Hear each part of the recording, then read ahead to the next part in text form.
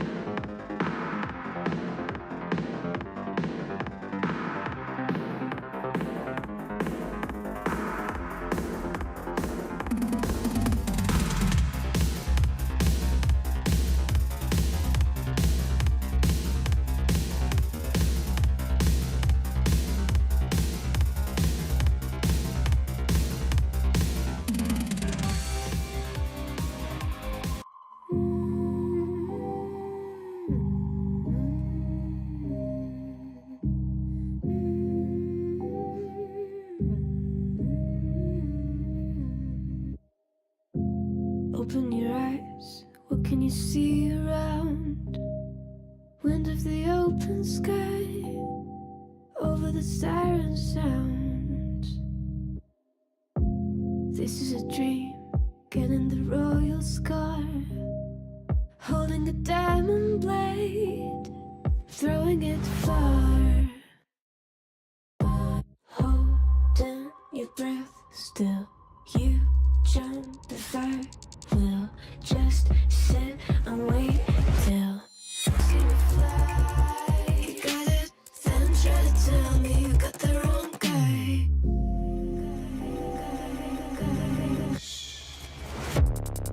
Got the wrong.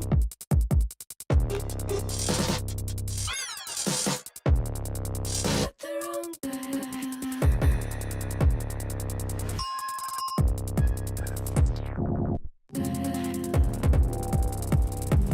Then try to tell me you got the wrong guy.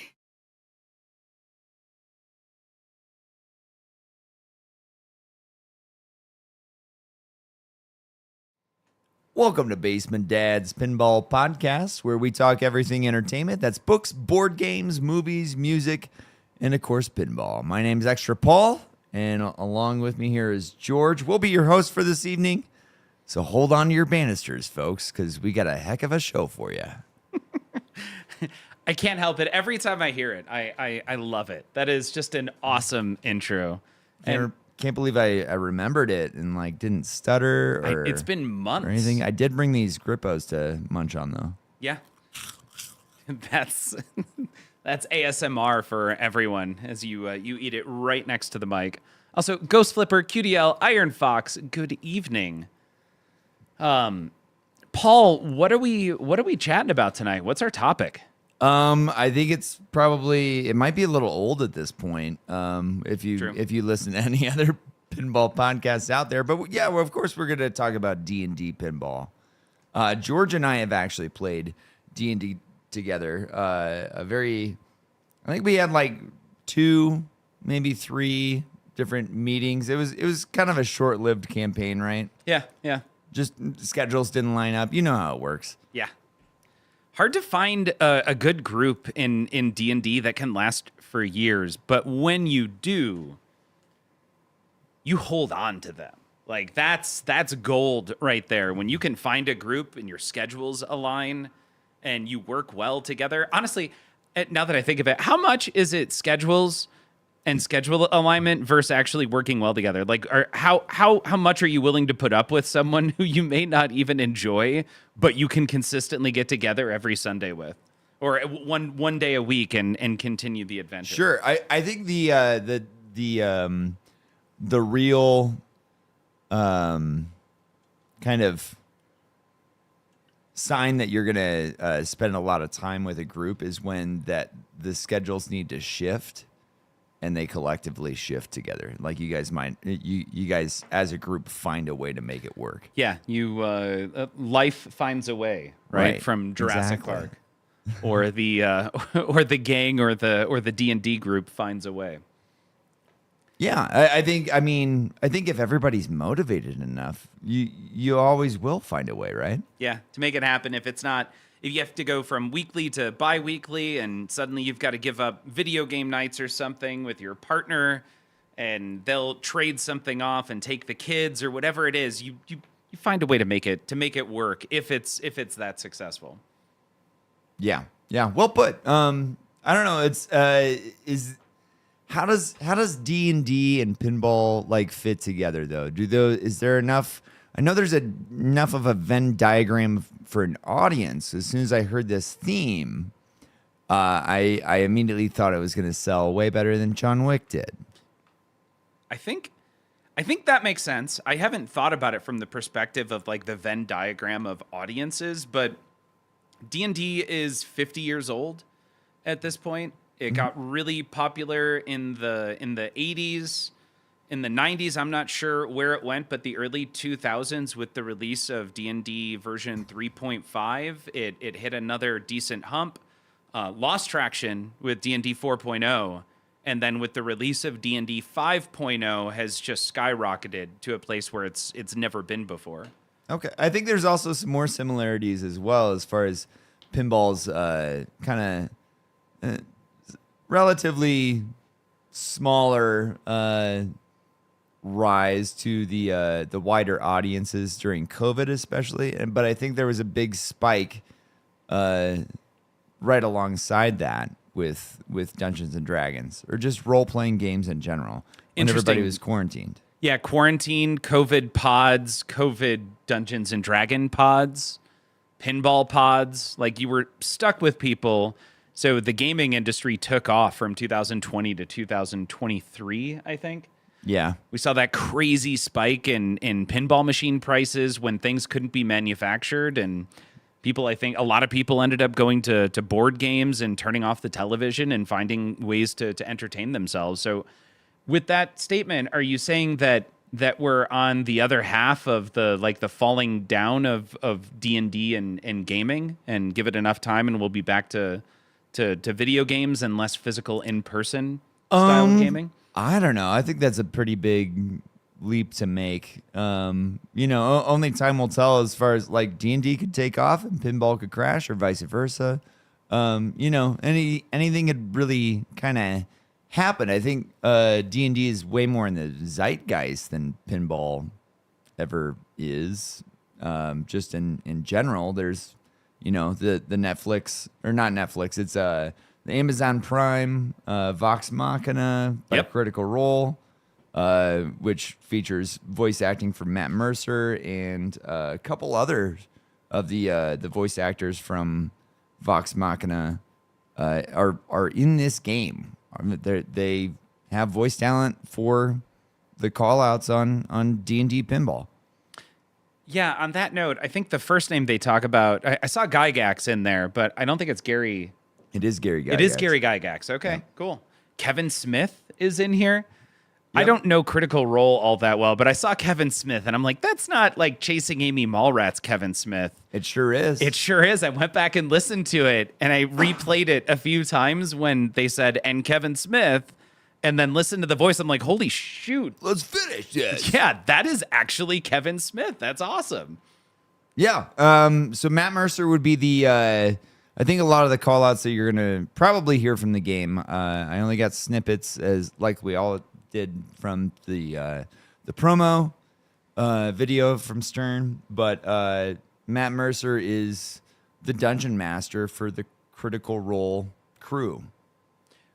Which, despite the fact that I have almost no experience with Critical Role, I know the name. I've seen a couple. So the cool thing about Critical Role is they're all nerds, and they like to play D&D together, and they do it on Twitch. It's like one of the most popular channels on Twitch, but they're all voice actors. That's their primary trade. Every single one of the members of the group is primarily a voice actor, and by trade, and a nerd by nature.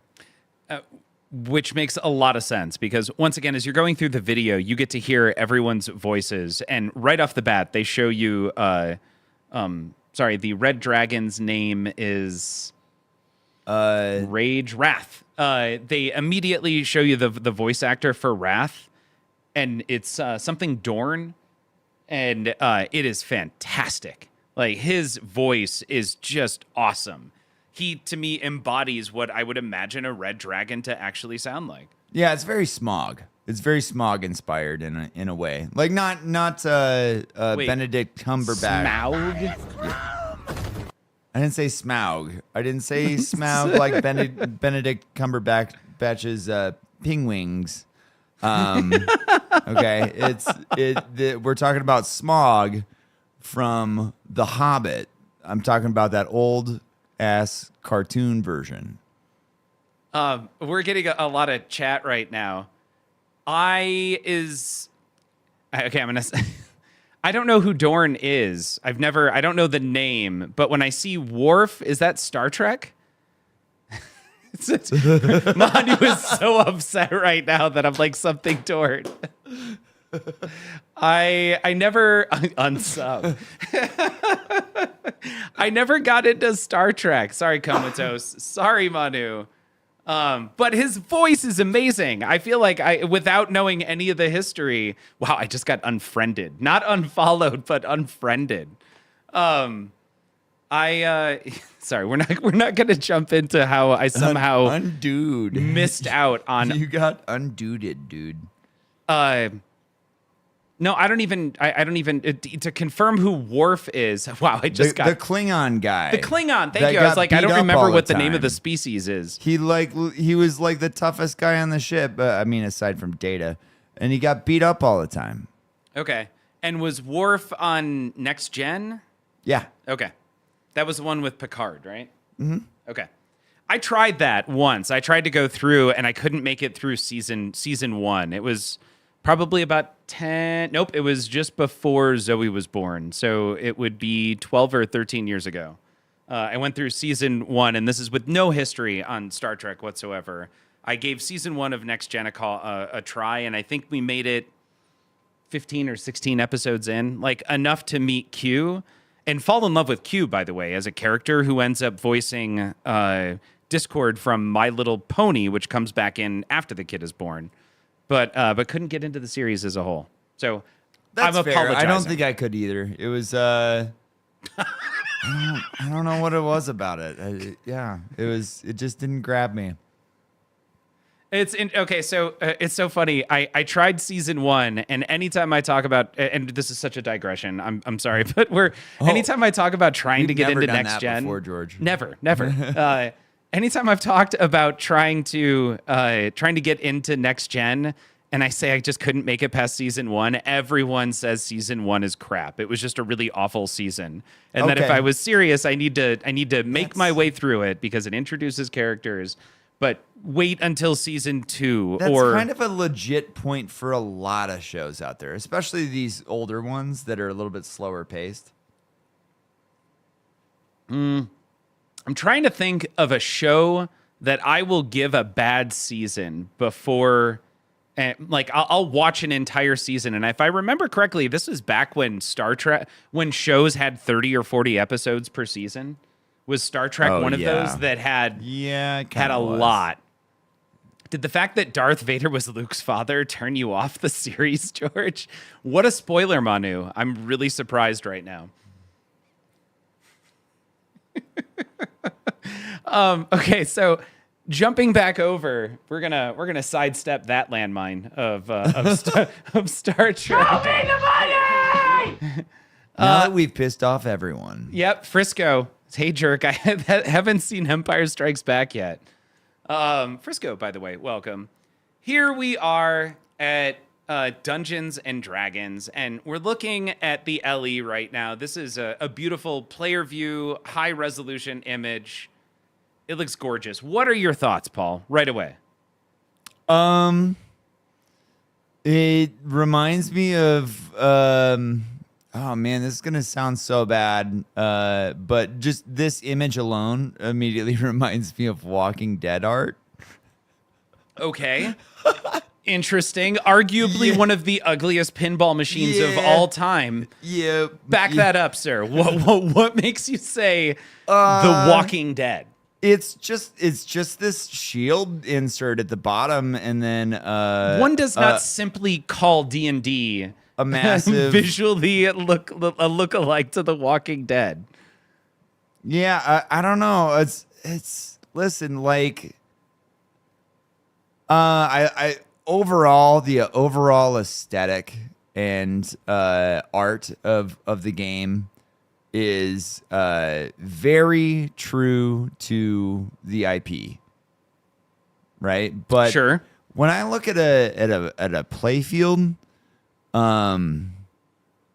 map is not what is usually first on the list. I felt the same way about Jurassic Park's art.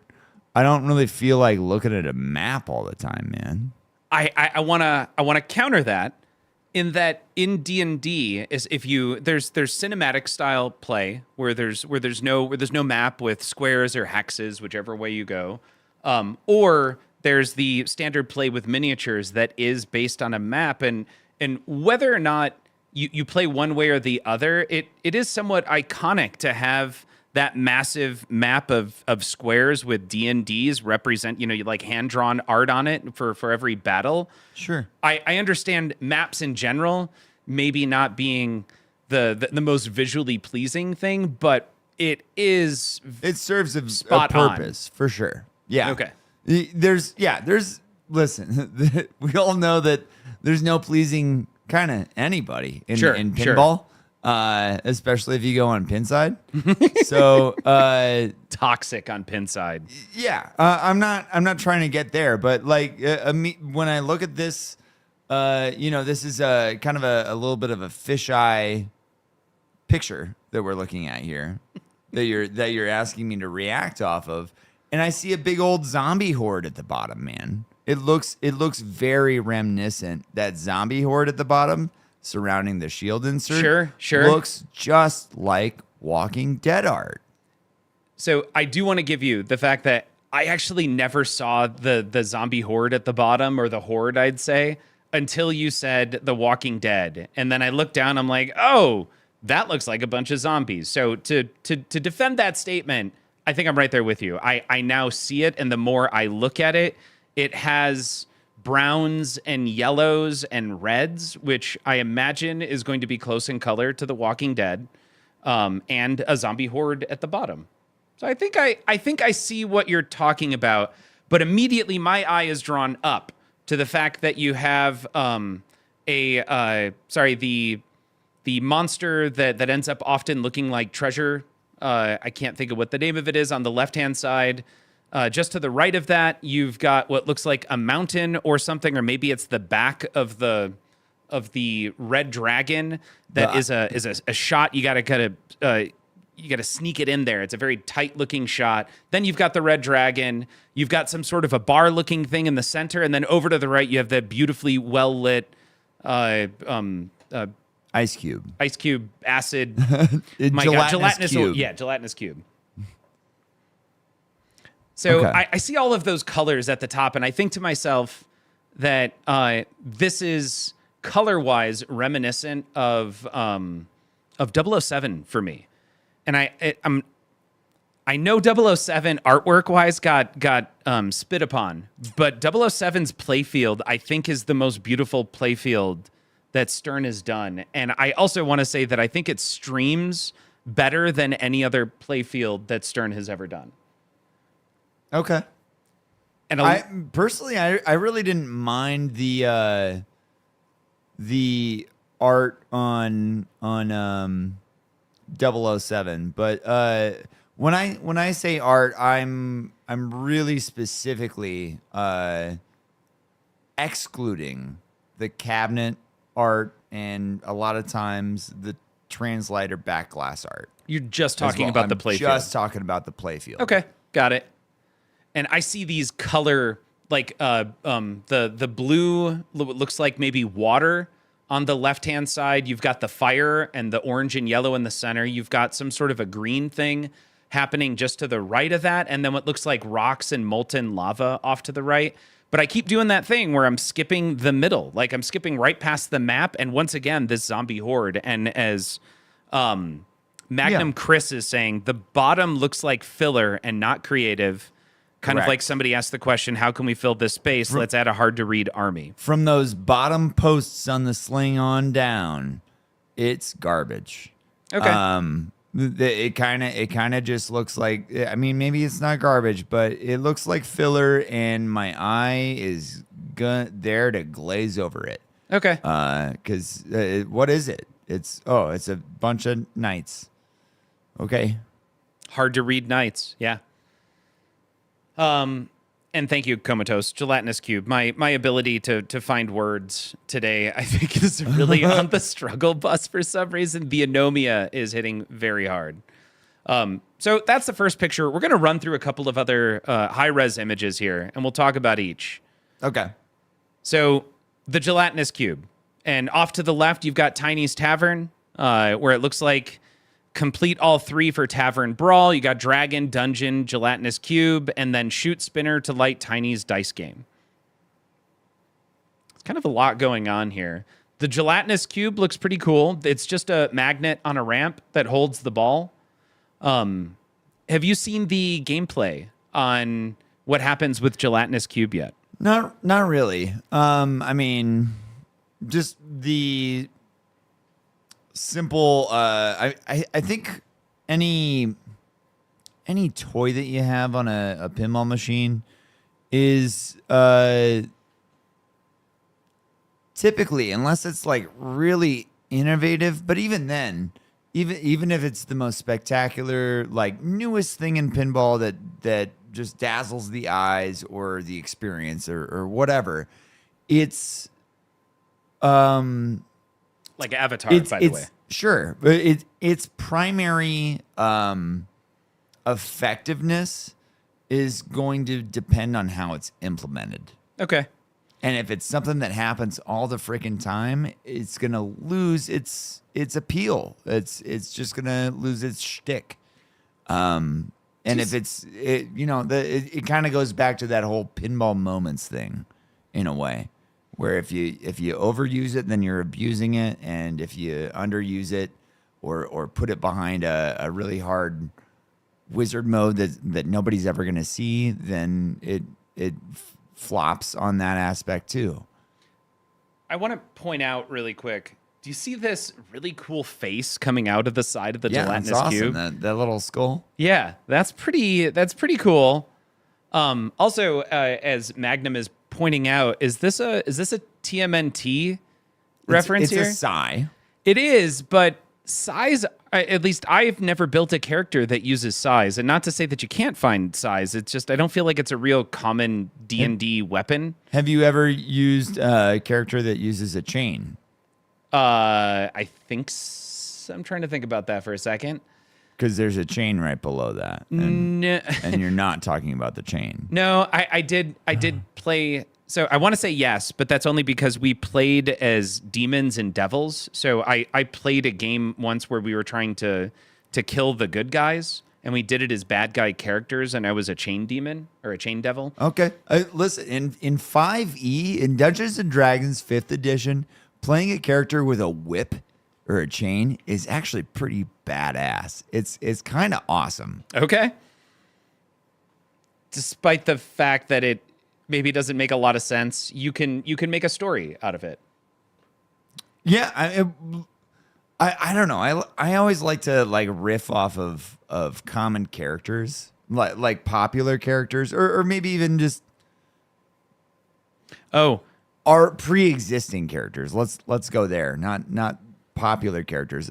Simon from Castlevania. Make a D&D character based off of that. Pretty easy, honestly. Sure. Right. I mean, that's kind of the cool thing about D&D is that it gives you a book to build any character you want and pretend that you are them in a fantastical world. And it gives you all the rules to do so. Also pointing out Methadone, I didn't finish the Loser Kids podcast, but evidently Josh and Scott asked Dwight if the Psy was a TMNT reference, and he confirmed it was not. So okay. A few other things I want to point out about what we're seeing in this image. One, you've got a right orbit.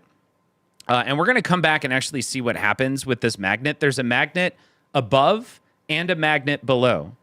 And very much similar to JJP, Dungeons and Dragons will throw the ball from one area of the pin to the other and catch it with the magnet, and then release it for your upper flipper, which is just below the bottom of the right side of this image. Also, this is a scoop behind this spinner. So you hit the spinner, and then it falls directly into a scoop. That's... Okay, so if JJP has the scramp, then Stern has the... Scoofer? The spoof? The spoop. Okay, the spoof. Spoop? The spook? Well, it's a scoop, but with a spinner, so it's a spoop. Oh, a spoop. I like that. It's very awkward, kind of like that shot. Now, what's interesting is watching the live gameplay, it actually looks somewhat satisfying. Like you hit the scoop, you're waiting for it to register and do something, but you got to wait for the spins to hit, to finish wait for rather. It to spoop. Yeah, I like that. All right, moving on to the next image. This is down middle of the playfield, just above the map. In fact, I'm going to reset back over here. So this is the area just above the map, which is in between the slings. And while we're talking about slings, Comatose says, I'm going to start reviewing pinball strictly from the art slings down. Thanks for the idea. that Bottom posts down. Yeah, seemed relevant. Here you have a complete campaign to unlock classes. So you get 4 starting classes. And then, just like in Venom, you can unlock 3 additional classes: Bard, Ranger, and Barbarian. Okay, and I have a very I have a prediction here that I don't feel like is really out of left field. If you want to unlock all of these characters, find a location or find a friend who got the game new in box, like on day 1, and spend all of your time beating the game to unlock these characters, because as soon as Stern updates the code, it's going to probably be insanely hard to do it. That was my experience on Venom. Okay. I like, sure, the game came out, we got it right away at the arcade that I work at, and played the game relentlessly for the first few weeks, and unlocked Captain America and Hulk and Wolverine. And then a few weeks later, they updated the code, and nobody could do it anymore. So what's the opposite of nerf? So instead of making something easier, you make it harder? Brick? I don't know. Brick. I like that. But got it. You're saying jump into these now. Everybody knows, like, Stern releases games without finished code. So if you want to get the extra characters when it's easy to do so, it's now. So Manu is saying nerf is harder, buff is easier. I learned the term nerf in Heroes of the Storm, and when you made someone less powerful, which I guess in turn or indirectly makes them more difficult to play, you nerf them, and then the opposite would be to buff. You make something more powerful, thus easier to play. Okay, got it. So they're going to nerf Bard, Ranger, and Barbarian if history repeats itself. That's what I wanted to say. I apologize. That took me 6 minutes to get there. I don't know how the characters themselves are going to work, but how to unlock them. Yeah. Yeah, it's easy now. Okay. Worth pointing out, and I think today was the big media event down at Stern. I got to see a bunch of pictures. I know Colin from This Week in Pinball posted that the code is actually very far along. I know you were saying that it's likely to change. I don't know what very far along means, and I also feel like it's really difficult. That's very circumstantial, it seems like, from Stern. We've had John Wick for a little less than a year now, and it's pretty far behind. Sure. Ah, John Wick. At the same time, when Turtles came out, it was at 1.0 code. It was released at 1.0 code. So is that Dwight? Yeah, that's Okay. also Dwight. That's Dwight's last 8-ball game, just like this one. Oh, sorry. What I was not confirming TMNT was Dwight, but is it that Dwight and his team, they have a history or a pattern of releasing code that's further along by the time the code actually hits the streets? Oh, I'm not 100% on that. The last game that Stern released, new in box, 1.0 code, was Turtles. Also, the last game that Stern released with 8 balls in a premium before today, or before D&D, was Turtles. Mm-hmm. Venom, I don't remember where Venom got released, but that was another Brian, Eddie, Dwight game. Dwetty. Yeah. Dwetty. That's the I'm gonna try and coin that. Is it Dwetty? Is it Dwitty?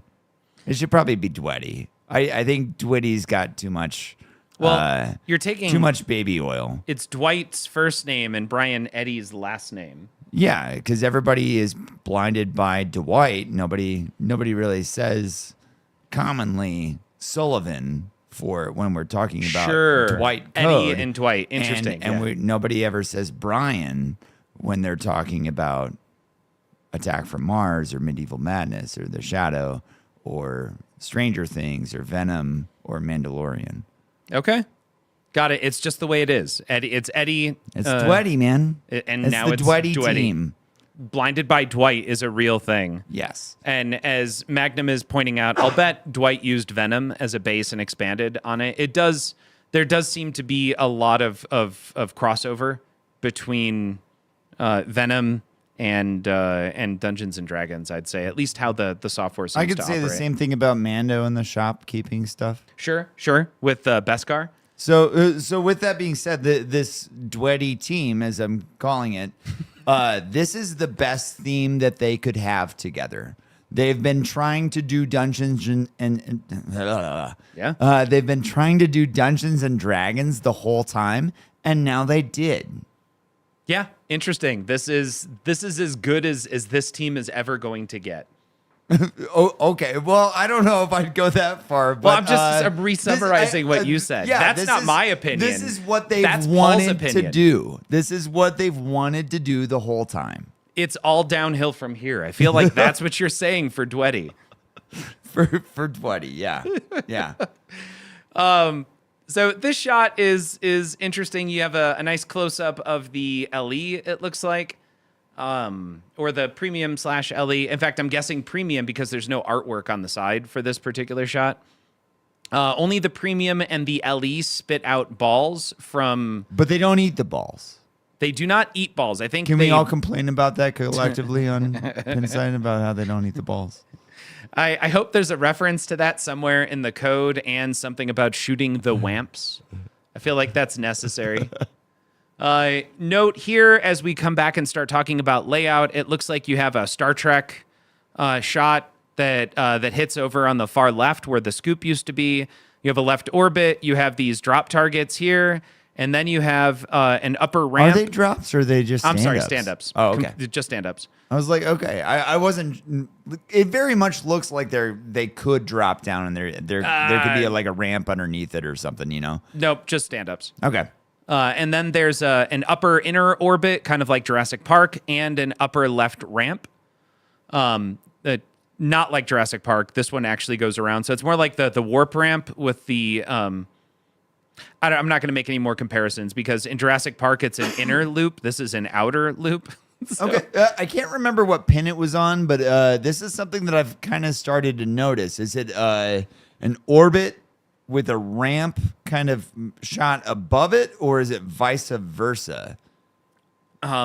Inside of it as opposed to above it? Yeah, is the upper loop, is the ramp shot above that or below that upper loop shot? You know, if there's an upper flipper here, right? Yes. Right. So we could think of other upper flipper games like Foo Fighters, for example, where the ramp shot on Foo Fighters is above the upper loop, right? In Foo Fighters, I wasn't paying attention. Are you ever in a call on Zoom or something like that and your name gets called out and it turns out you were lost in thought or you were just struggle to pay attention to the person who was talking?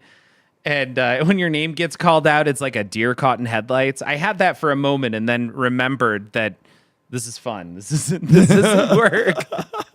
So could you please repeat the question, Paul? I'm so sorry.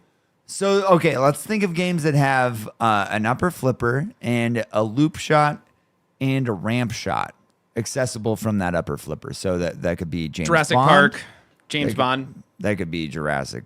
Yep, James Bond, Jurassic Park. TMNT. Yep, has an inner loop and a ramp shot. Foo Fighters. Let me think about. Oh yeah, that one. That one's actually the most satisfying of the bunch, I think. If you take out Star Trek. Okay, so let's Rush also separate these. Which of these games has a on all of these games that have an upper flipper? How many of them is the ramp shot inside of the loop shot, and how many of them is the loop shot on the inside of the Jurassic side Park? ramp? Jurassic Park, the loop is on the inside. TMNT, the loop is on the inside. The loop is on the inside for Rush. The loop is on the outside for Foo Fighters. For Foo Fighters, it's on the outside. Okay, so this is going to be more similar to Foo Fighters then. Okay. I like that. I like the sound of that. Yeah, okay. Because for a long, long time, the Star Trek is awesome, but Star Trek only has the ramp. There is no loop to go along with the ramp. Right. But okay, so on Foo Fighters, we said that the ramp was on the inside, right? Foo Fighters, the ramp is. Let me think about that for a second. Ramp's on the inside. It is on the inside for sure. Okay, and the ramp's on the inside on this one too. Yep. Okay. For a long time, Stern put out games with upper flippers with the ramp on the outside. Think of Turtles and how satisfying that isn't. Magnum is asking about Shadow.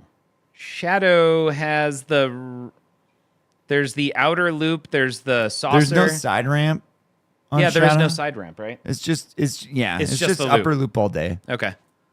And if you loop it and then hold the right flipper up on many Shadows, it will then bounce perfectly into the saucer.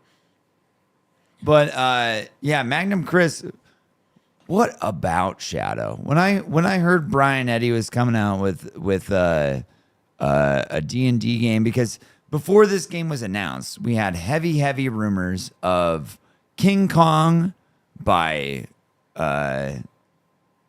you all know who. King Kong by Keith Elwin, or out of nowhere, seemingly, this rumor of D&D by Dwetty. It did kind of feel like it came out of nowhere. There was inklings. King Kong was the big rumor for a lot of people for a little while. I keep hearing. I think all the Metallica hype ate up a lot of the rumor corner stuff. Mm-hmm. But the big rumors that everybody was hearing was King Kong from Keith Elwin, and then seemingly out of nowhere, it was Dungeons and Dragons. So what's interesting is there was a lot of hype on Pokemon And then there was suddenly talk about Pokemon running into licensing issues. And then some sort of I'm not surprised. Yeah, I'm not about surprised that at either. all. And then I heard that there was a switcheroo due to some licensing issue. And there was another designer whose game got dropped entirely. So now they're working on something new. It wouldn't surprise me that if D&D was moved up suddenly just because it was farthest along. So it hadn't quite, it wasn't as powerful in the rumor mill. Yeah. When X-Men was released early, any interviews with George Gomez, since he's honestly like pretty transparent about a lot of things. If you ever have heard George Gomez on an interview before, he likes to talk. He'll fully admit that you're going to have a little trouble shutting him up. And nobody wants to stop him from talking. We all love hearing him. Quite honestly, but yeah, when he said a different title got screwed up, so I lost my camera, huh? That's me. Sorry. You look dead in this camera, like maybe you're a zombie for some reason. Uh-oh. Oh, what just happened to it? Well, it's gone all together now. Yeah. But yeah, when Gomez said that another license got into trouble, everybody, I think, automatically assumed was that it was just going to be whatever Stern released next. And I would agree with a little bit more with George here, that it's not necessarily D&D that got into trouble, but quite possibly something else that will never see the light of day. Yeah. If this was really in that much trouble, I don't think we'd be seeing it as soon as we have. No, I don't think so. Also, to go along with your similar to at least the upper playfield portion of this being similar to Foo Fighters, notice it's got a captive ball, just like in Foo Fighters, right next to the ramp. Oh my God, pinball's not original at all. All right, moving on to the next image here. This was just so high res of this one thing, and you get the word dungeon crawl beautifully reflected in the pinball. I just thought this was gorgeous. I don't know who put this. Oh, this is from the pinball company. Like this is just a fantastic image. Yeah, that's a great picture. Yeah. It's got those saturation levels that you like, George. What? No. Shh. Don't. I'm already. I feel like on Manu's shit list right now. Let's not add saturation to the conversation. What was it earlier? I digression again from the actual talk, but Manu points out, is it vice verse, as George would say, because I didn't realize that when I said verse, the word is verses, even though it is common to say something like verse. The real word is verses. Vice versa. Visa? I know it doesn't say vice. It says vice. It doesn't say visa. But I always say vice versa. Is it kitty corner or catty corner? I think it's catty corner. See, I always say kitty corner. But there's also the word cattywampus. I don't know. I just catty for some reason comes up there nicely. Hollywood asking okay, Ogden saying it is catty corner, and. While we're in a state of being digressed from what we're actually talking about, Hollywood wants to know what you're eating. Grippo's barbecue cheese nibs with a fork. Brought to you. I only know of this because Laser Los knows of this. I think Laser Los introduced a lot of people to Grippo's. And we're all very thankful. Yep. I do love Grippo's. Hollywood, I am avoiding dairy right now. It's after the holidays. It's been after the holidays. I'm still trying to reset. What? There's a focus issue, says Dance Panda, meaning staying on target. And on that note, about staying on target, what do you think, Paul, about the dungeon here? I think they missed that shot. They didn't stay on target. For those listening in, there's the beautiful high-res image that shows the dungeon and a pinball beautifully caught on the left side. Once again, reflecting the word dungeon crawl. It's just a gorgeous image, but it's obvious that the person missed the shot. Here in this image, they definitely bricked it, as Komito said. So beyond that, what do you think about the premium and LE having a little pop-up dungeon scoop? I think it was really cool on Theater of Magic. Okay, really cool on Theater of Magic. That's what it is, right? It is, yeah. It's the same thing. It's just going to pop up and grab the ball, and that's what triggers your dungeon crawl. Now, that's not to say that the pros don't do dungeon crawl. It's just triggered by something else, and I'm guessing the ball gets locked up because a part of the dungeon crawl is a bit of a video game as opposed to pinball. Kind of in the same way that how you start a gem quest on Avengers Premium versus Pro. On the Premium, you got to hit it under the disc. Yep. And on the Pro, you got to hit it up the banana ramp. Now, what's cool about the Pro is it keeps the game moving and it keeps it fast.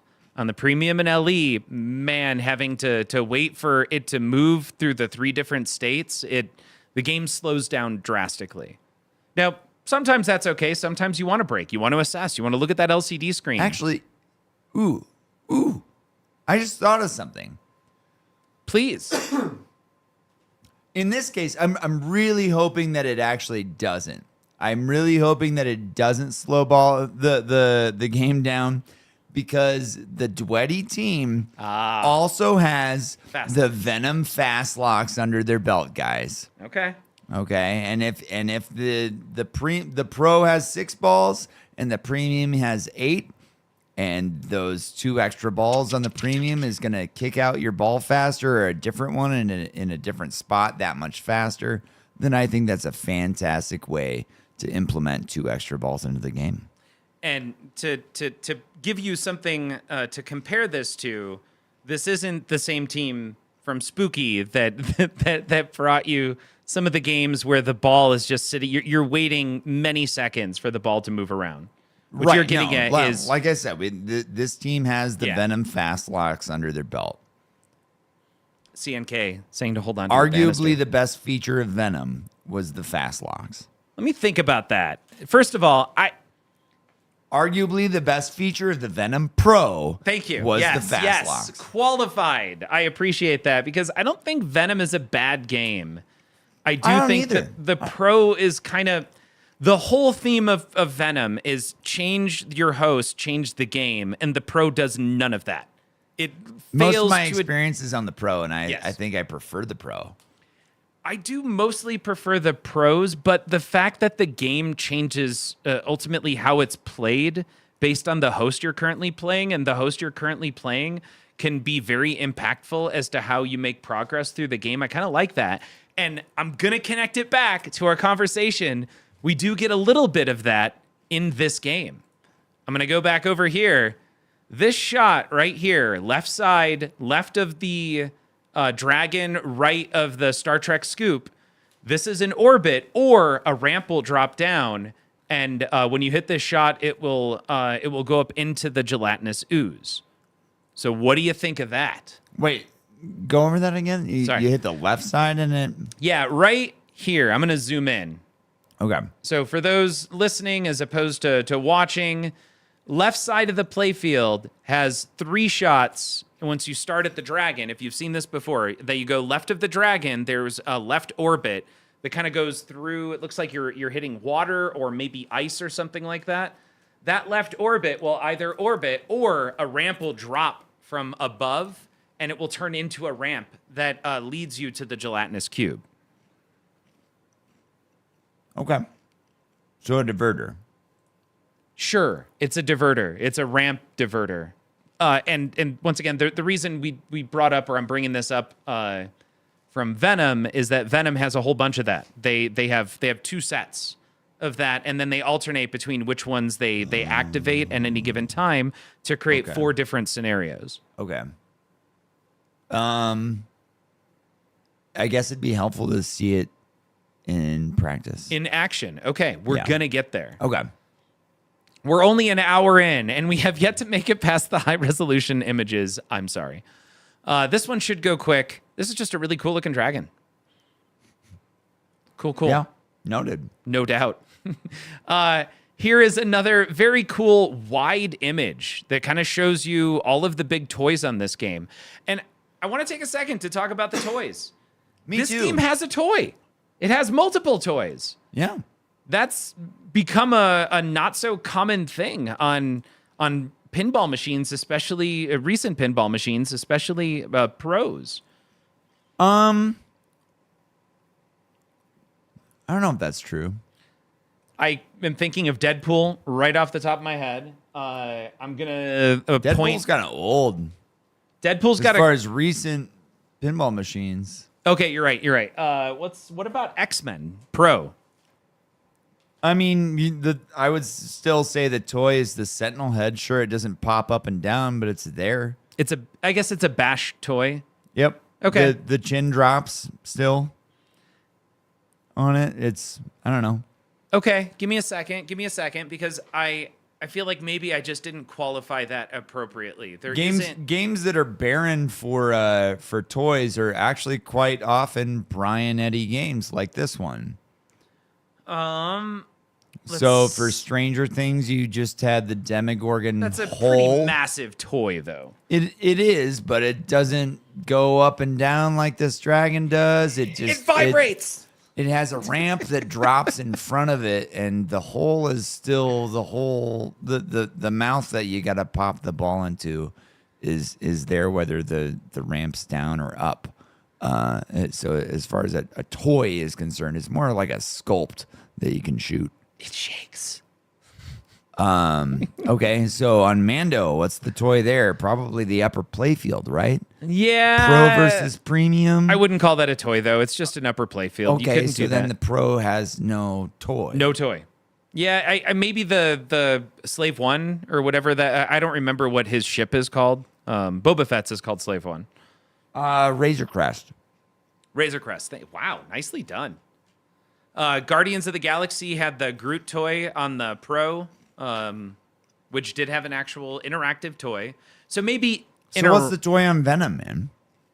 It's their. Oh, it's the big booty, the bootylicious Spider-Man that pops out. Okay, so no pro on the no toy on the pro. No toy on the Pro, right?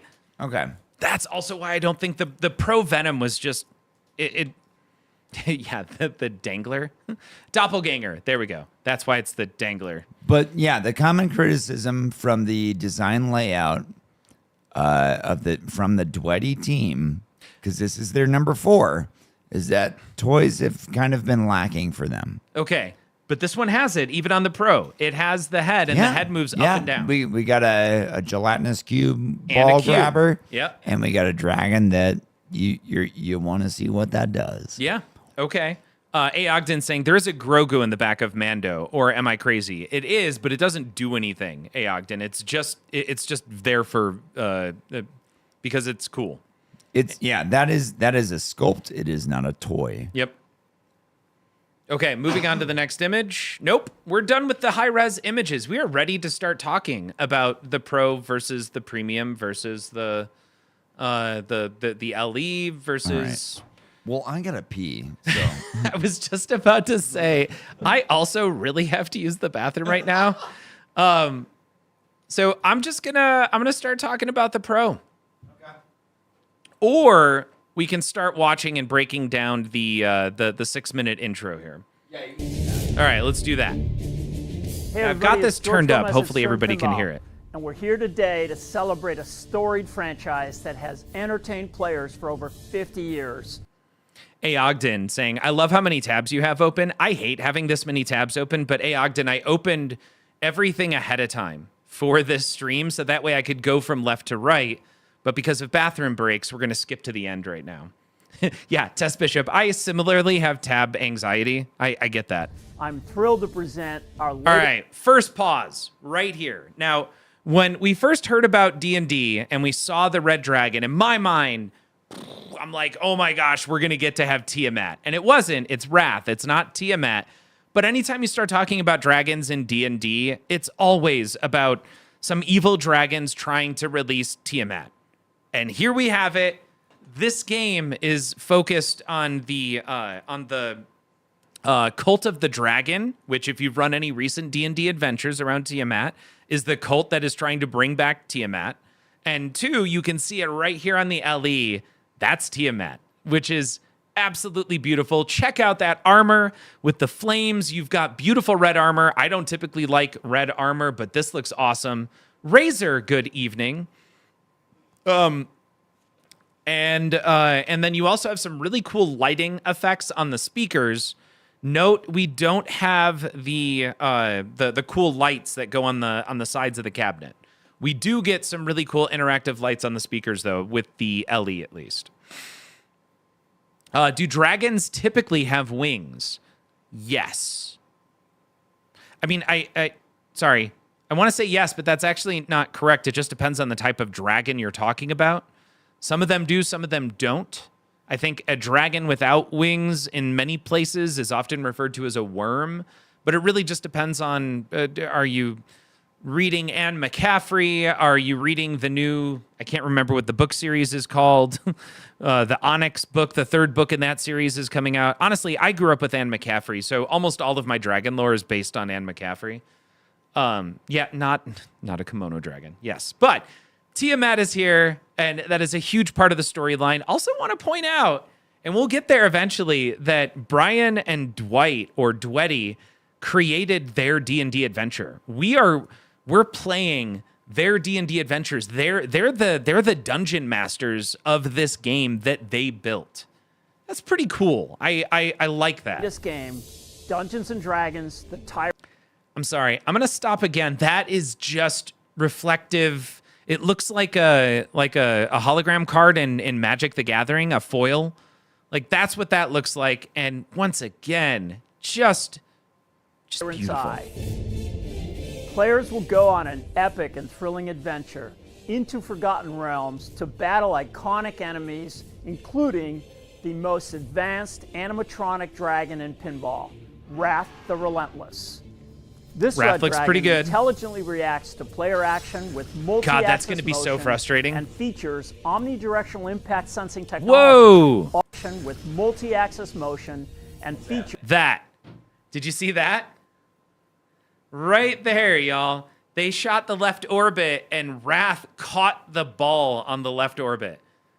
Wrath is going to be a big pain in the butt on the premium and LE. He's not just going up and down, and you have to wait. He's going side to side, up and down, as they've said. It's advanced. I wonder if it's going to be so advanced that it actually is quite frustrating, which could make the game more enjoyable over time. I think the advancement from what I've heard of Wrath is partially. I did not see what you're trying to point out here. He grabbed the ball, but I've heard that it's a lot of it has to also do with sensors, so that the game can tell how you hit the dragon. If it was a direct hit from the front, or if the ball came in from the side, or however. So it's advanced in more than one way. I can't remember how to go frame by frame on YouTube. Is there anyone that remembers what the shortcut is? I think you ask this question every time we I do ask it every time, and I wanna always say forget it's like it. Comma. I tried plus and minus. I tried page up and page down. I'll try comma. Oh! Yes! Nicely done. Thank you, Manu and Rank It. Appreciate, or Rank Hill, sorry. Awesome. Okay. So you can see it here. Caught. And then they're like, oh, wait. Don't show that again. Did it get caught? It did totally get, it got caught. Like We're going to go on back. purpose caught, or did the ball get stuck? The ball got stuck, but that's Okay. what you can expect Wrath to do when he moves side to side and up and down. Okay. Features Right there. So it's omnidirectional impact sensing technology. Sorry, I cut you off by hitting the play button. What a mouthful there, Gomez. What was the what words did I just hear again? Omnidirectional. Omnidirectional. Really hitting the hell out of that back. Okay, I want to hear the full term of it again. Can you? Omnidirectional impact sensing technology. Omnidirectional impact sensing technology. Is that toy name selling as hard as the elevated captive ball from X-Men or whatever the heck the Beast Lab thing toy was that nobody's talking about? I have no idea what you're referencing. Omnidirectional sensing. Sorry, one more time? All right. Wrath the Relentless. This red dragon intelligently reacts to player action with multi-axis motion and features omnidirectional impact sensing technology, all while He just rattles it off so fast. Omnidirectional impact sensing technology. Okay. If I could play any meme right now, there's this fun meme with this guy walking through the most technically advanced thing you've ever heard, and it sounds made up, as he's opening doors and talking about the... Oh, I know exactly what you're talking about. It's the Rockwell Retro encabulator. Sorry, just... Here at Operating Excellence, with customer success as our primary focus, work has been proceeding on the crudely conceived idea of an instrument that would not only provide inverse reactive current for use in unilateral phase detractors, but would also be capable of automatically synchronizing cardinal gram meters. Holy shit. Such an instrument comprised of Dodge gears and bearings, Reliant electric motors, Allen Bradley controls, and all monitored by Rockwell software. Hold on. It's produced by the modial interaction of magnetoreluctance and capacitive diractance. What? The original machine had a base plate of... I can't tell if that's real or not, but if that actor had to memorize all of that going into it as opposed to having cards right here. Listen, you can ask George Gomez about the omnidirectional and incubating technology. It's the ODIST, or Strategic Homeland Intervention Enforcement and Logistics Division. while breathing fire in the form of pinballs. In addition to an array of flowing ramps and shots, the game highlights some really cool playfield toys that bring Dungeons and Dragons into the pinball universe. I just hope he You'll puts that notice the entire gelatinous term on the cube with- flyer. Sure, yeah. Because I think Silverball Chronicles somehow discovered how everyone was secretly in love with flyers. And the one for this game, I want to see it say the omnidirectional... how does it go again? Sorry, Manu changed it. So it's the OIST, or if they upgraded it and made it the maximum omnidirectional impact sensing technology, it would be moist. It's a very Yep. That's so good. Magical magnet ball interaction, a player-controlled shield device, and of That course, gelatinous cube is, disappearing dungeon entrance. it's A using sword moist. is only as strong as the one who wields it. The Tyrant's Eye is brought to life with custom speech and voice talent by a star-studded cast, including Michael Dorn, Come here, tasty traveler. Luke Gygax, Nothing is impossible. Kevin Not Gary, Smith, it's Luke. Enough Luke. talk. Let's finish this. Brendan Small, We meet again. Matthew Mercer, You are being attacked by a gelatinous cube. I love and many more.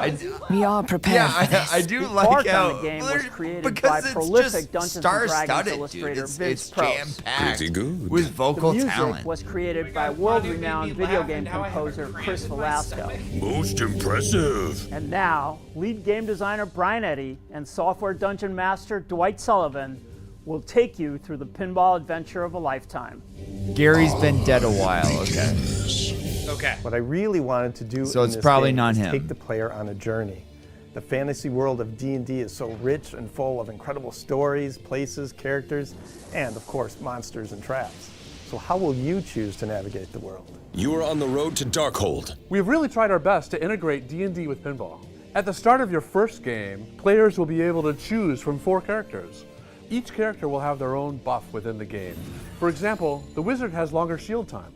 Each of your saved characters will have their own progress. I'm proud to fight alongside you. Just like the That was Kevin Smith. I'm sorry to stop this, but every time I hear Kevin Smith while I'm playing this game, I'm going to lose it. Like, how awesome to get Clerks, Chasing Amy, Mallrats, and let's just ignore everything else he's ever done. But those 3 movies is a part of the D&D game. I don't listen to enough of his podcasts to know, beyond the fact that he's just a nerd and well-connected, why he'd be showing up on D&D. Yeah, I see Kevin Smith as much more of a comic book guy than I do, or even for He-Man. He was heavily a big, heavy writer, and with the new He-Man new He-Man and She-Ra series. Okay. Yeah, so I see him for that, but not necessarily. I don't know what other D&D works that he's really been in. I'd be surprised if he didn't play the hell out of D&D. Oh my God, thank you, Obi-Wan. Dogma, for sure. Dogma. Yeah, 100%. Like, just because he plays in D&D and he's a director, though, doesn't mean that he's tied to any specific D&D work. In the same way that Luke Gygax is, or Matthew Mercer, or Marisha Ray. If you remember, It's All About Family, Fast and Furious actor. I can't think of his name. Vin Diesel. Vin Diesel did the intro for D&D 4.0. So Yeah, I think there's just a lot of people out there, a lot of actors who who grew up playing it or still play it now and just wanted to be involved and reached out. I'd instead of Kevin Smith, I'd much rather have Mike Magliano or whatever. He screams way more D&D to me than Kevin Smith does. I'm gonna agree to disagree. Dogma, Kevin Smith. Dogma has nothing to do with D&D. It could have been a D&D. I'm just happy that Kevin Smith's in it. That's all. It was weird. A weird way to get Kevin Smith into a pinball machine. Kevin Smith's a nerd, and he's a nerd in this way, and it's great that he's part of the pin. For me, I tie the name Kevin Smith way more with comic book nerddom than I do with D&D and fantasy nerddom. Yeah. D&D, the game story changes based on your choices. We have a map on the playfield. You'll be able to travel about our map all you want. You can play different dungeons and wizard modes. You can also buy things from Thismo, our in-game shopkeeper. He has different things to sell at different locations on the map, so you got to remember where the big ticket items are. Our game has a story, The Tyrant's Eye. Our writer, Zach Prost, and I spent months writing a story. Oh, sorry. We took Zach that story and we Dwight turned it wrote into it. all of the modes of the game. It all begins with Tiamat hatching a new plan to escape. Say it again? I have my own little feelings on, like, the writing for this in general. I feel like it could have been like a much bigger thing if the voice actors, especially since they're also writers themselves, were more involved in the writing process. Now, what the budget on that looks like for Stern, I have no idea. But anyone can be a DM. That's kind of the thing that makes D&D what it is. Sure, is the fact that they give you everything you need to write a good adventure. But as a sales campaign, if Stern is really looking to widen their audience, don't you think a Tyrant's Eye campaign from the Critical Role team, and then a game that develops directly off of that people are excited about new characters for? That sounds expensive. That it does. On top of that, I'm probably in the minority here, but I haven't bought any Critical Role books because I just don't know anything about Critical Role. So I've avoided doing anything that says Critical Role. I avoid purchasing when I'm looking for new adventures. It's usually its own kind of special set, or I guess what's the word, variant. It's its own variant of the classic, like, whatever official D&D rule set is out there. Yeah. Per banishment. You can't have a D&D game without a fierce dragon, right? And we have the most amazing one ever in a pinball machine, the Red Dragon, Wrath the Relentless. I see you running away. There's the Dorn guy, And right? LE, not Like, only that does the voice dragon's is head just move awesome. in multiple directions, which allows him to avoid getting hit or to block playfield shots. He can also shoot flaming pinballs out of his mouth. Okay, well, maybe not actual flames, but it's going to feel like that in a battle. Face my wrath. You and your party are, of course, trying to steal Wrath's gold by hitting the 3-bank under him and then trying to hit his head to defeat him. That's my treasure. Wrath is really brought to That life voice by is the awesome. incredible voice Yeah, talent I'm of sorry, Michael every time Dorn, I hear him I talk, will it's so great. consume you. making him one of the most iconic pinball villains of all time. You dare challenge me? There are also multiple there's the ramp. overlapping and Did you see it? cascading ramps. So it Okay. feels Yep. I did see it. There we Came- go. Came right down. Hold on.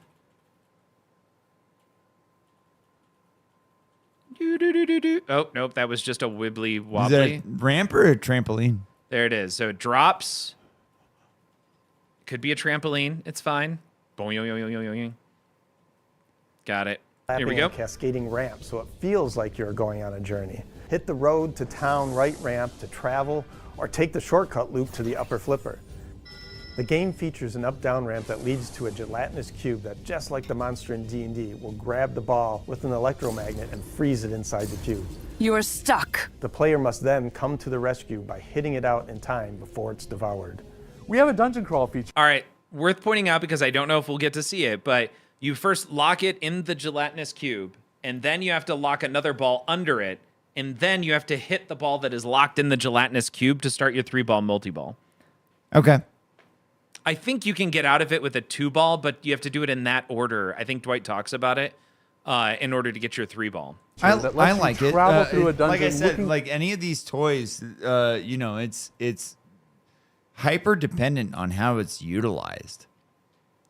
The success or failure of a toy is going to entirely depend on how often or is the audience going to think that the toy is overused or underused. Where if they never see it, it's a problem. And if the ramps that break the habit rails on X-Men kill me 100% of the time, and they go off every other time I hit that shot, people are going to hate that shit too. It's interesting. I'm just pointing out a disconnect that the chat has identified. The gelatinous cube, if you don't rescue your friend, will eat your person, whoever's stuck in there. There is no eating mechanic in this. It's just a temporary hold. You can't. No one's ever going to get consumed by the gelatinous cube because they don't have a way to get rid of a ball. But that would have been kind of fun to like lock it, and if you don't get there fast enough within the timer, you lose out. Maybe they somehow incorporate that into eliminating the multi-ball or reducing it to a 2-ball or something. Or there's just a hole in your play field because the cube couldn't eat the ball and it just started eating the wood. Sure, yeah. And the ball just falls into the bottom of the cabinet, starts rolling around. For the award room.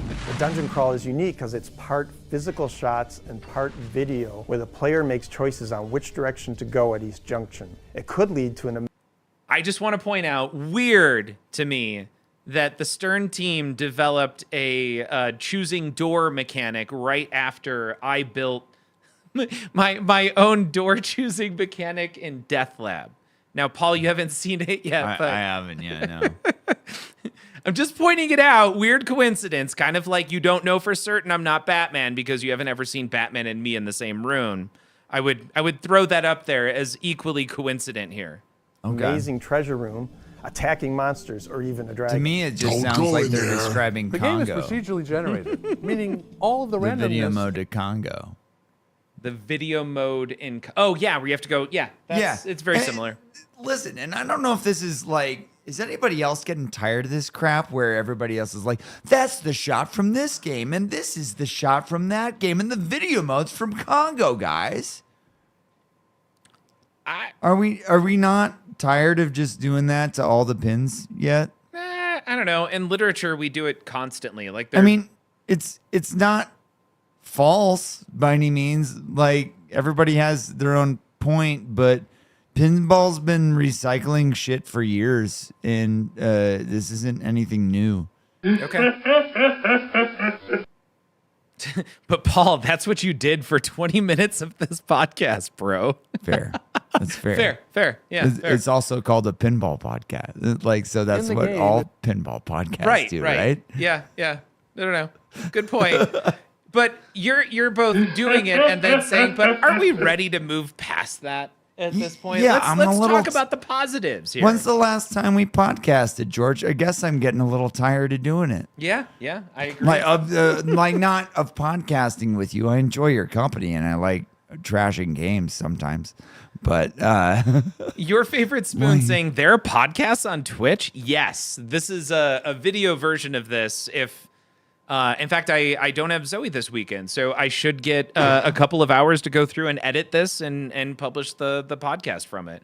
Now, I do want to point out I'm behind 3 episodes. I have not edited anything because all of my spare time has been trying to bring up my AI skills using Death Lab as a venue or an opportunity to rank my AI skills up. But that's an aside. It's predetermined and changes every Sunday. You'll have 1 week to learn and explore the game. I talked over this. All of the random. No, you're fine. Which direction to go at each junction. It could lead to an amazing treasure room, attacking monsters, or even a dragon. Don't go in there. The game is procedurally generated, meaning all of the randomness in the game is predetermined and changes every Sunday. You'll have 1 week to learn and explore the game. You'll learn where the dungeon. Okay. He keeps on saying the game. I believe that I don't know. I listened pretty closely to the Loser Kids Pinball podcast interview with the team here, or the Dwight and Brian Eddy, and in this clip, Dwight keeps on saying the game. I believe he means the dungeon crawl.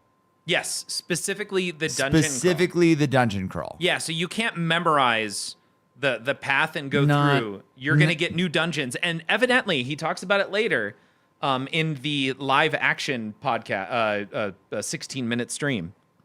But the every place you go to has a different dungeon. So procedurally generated for a week, every Sunday, new dungeons will show up for all the different areas you can travel to that have dungeons accessible in them. Okay, that would be really cool if I knew what it meant. What do you mean? Sorry, procedurally generated? What does the dungeon crawl entail? It's half video mode, half shooting type of thing, right? It is. So and this is the part of the game that is fresh every new Sunday, right? Yes. Okay. So what is the dungeon crawl? Let's do it. We're going to skip over because this is a fantastic question. I'm going to pull up the dungeon crawl here the first time they get to it. Here we go. That's why you're playing. All right, level 1 of dungeon crawl. So trap up when you can. You've got all the time in the world here. Okay. So dungeon crawl is a very unique game. It's sort of part video mode, part pinball. It's mostly pinball, but you're traveling through this dungeon and at certain junction points, and you'll have a choice to make left, right, or straight. So right now all the shots are lit. Shoot any shot and then trap up when you can. Yeah, it's your classic dungeon crawl, moving through it, trying to find treasure, looking out for traps. Yep. So he's got to hit a shot to progress. And it's all procedurally generated. Every Sunday, it'll change and become something and become a completely different dungeon. I think you could even find an extra ball in there. You can. Yeah. All right, here we go. All right, so now that spinner sounds so satisfying. So now it's switched to purple shots. That means that the next time he shoots, he's going to get an intersection. Don't shoot yet. So the next purple shot he shoots, he'll hold the ball, and he can choose whether or not he'll go left, right, or straight. All right, now go. Nicely done. Okay, so now he has to choose with flippers. There's a left, right, and straight is through the door. So he chose right. And let's see where that leads him. It leads to another set of purple lights, which means he's one shot away from another decision point. Okay, now he got it. He's going to have to make another decision. Oh, two doors. Or straight. Fun, Nick. So straight is always the action button. Oh, he found a room full of skeletons. Oh, no. There you He's go. got 2 skeletons to fight. All right, take them out. If he fights them, he'll light. So think of it as Nope, I can't think of it. But in D&D, you bust down the door, you go in, you describe the scene. It's a dusty room, and there's 2 skeletons that slowly come to life. Roll initiative. Boom. Also, I'm based off of the graphics that I've kind of seen for the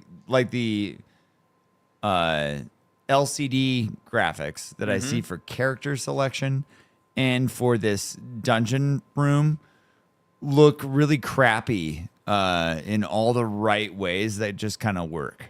Okay. I'm glad you like it. Like, I've heard a lot of negative feedback about these animations. I think it works just fine in a 90s kind of Neverwinter Nights type of thing. Okay. Baldur's Gate back in the way back in the day. Yeah. It's a pinball based off a pen and paper game that has graphics. What could they do that's gonna work? Or not work, like there's such a wide range of things they could do that are either going to not work or work. And I feel like this is just the run of the mill for Stern of this very 2D. Think of graphics for everybody trashed on Avengers Affinity Quest graphics. Yeah. And I kind of think that X-Men graphics are worse. I don't know about worse, but definitely not a ton better. They're very popsicle stick figure animations, man. They're not. Yeah. It's very underground. Like it's very E-Bombs world. Like I don't know what you may want me to tell you, but in this theme, it works in a weird way. So Newgrounds Flash animators. Yeah, that's what I was talking about. Yeah. Thanks, Frank Hill. Yeah. So what they're pointing out, procedurally generated, how the rooms are structured, that probably is being stored or passed through as a large JSON object or something that just lets you know what the dungeon looks like. And then you have graphics associated with you've made it into a room. So every direction or every place you go is a hallway or it's a room or it's something else. And when you're in a room, you can spawn some amount of bad guys. And when you talk about procedurally generated, this is likely to change on a weekly basis. Now, when you go left, it's not a room, it's another hallway, but it was a room last week.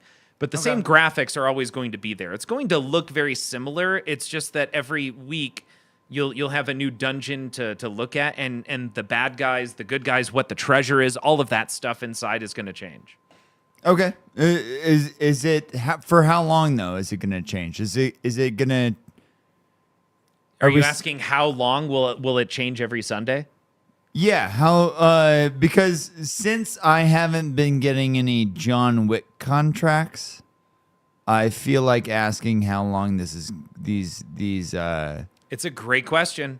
Dungeon crawls are going to change. On top of that, George has mentioned several times the idea that Insider Connected is being provided currently at no cost. And every time he phrases it that way, it's with when he phrases it in that way, it means that they're owning the cost for now, but they won't in the future. So I would imagine once they get Insider Connected to a place where it's really providing and doing a lot of the fun stuff that I think Dwight and Dwetty are pushing in ways that maybe some of the other designers and coders aren't doing, that requires weekly or monthly updates and changes and save states and all of this stuff, I think at some point they're going to start charging for it. And it probably won't be a lot, but it might be $1.99 a month or $2.99 a month. What's something that everyone would agree to? $2.99 a month for this shit, right? Man. Well, and that you're going to have to make that decision. Do you really want procedurally generated dungeons to change every single week? And are you willing to pay $3 a month for it? No. Okay.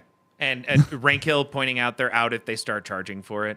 They'll figure it out eventually. I imagine when they focused on Insider Connected, it was a part of the plan as they were presenting it to their investors or to their board, that they were hoping to eventually make income after kind of like the hate to reference drug dealers, but the drug dealer route. Like, here's a taste.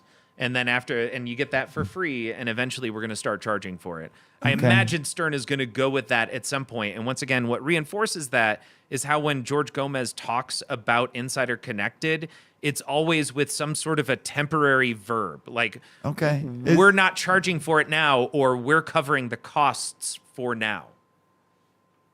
There you go. I think they'd be way more successful with that kind of thing.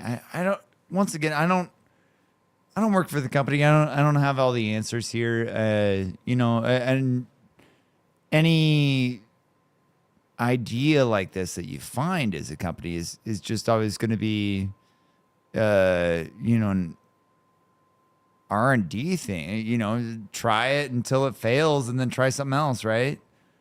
Type of thing. But I think instead of procedurally generated dungeons that you eventually have to pay for, I think a much more massive appeal lies within this co-op stuff, this team play type of stuff. I think there's a much more massive market within the fact that you can play as a group, as opposed to whatever generated thing happens to be slightly different from one week to another, versus where really what you're showing me, man, is animations that look very similar to Congo, and I can go down a different path on Congo on every single different game, and I don't have to pay an extra penny a month for a subscription at all. Keep in mind, there's no charge now, but... Right, but if that's the route they're going, I think they're going to be a lot more successful as far as any monthly subscription goes with a party, a team. Yeah.